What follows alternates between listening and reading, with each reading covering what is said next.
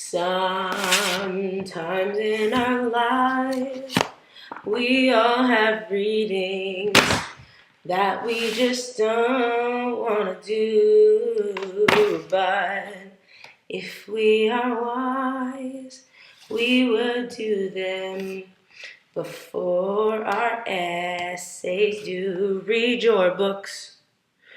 You're in university. That was a bad rhyme.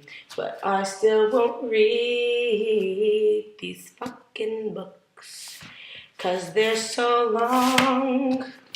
Look at these pages. Holy shit. This is 600 pages. Like, how am I supposed to carry that all the way up to school? I have classes on university and Pine. That is quite the hike. Thank God it is fall, 'cause if it was winter, then I would just fall. That note. Fall. I would fall down the hill, but I still wouldn't do my readings, even if I was falling down a hill.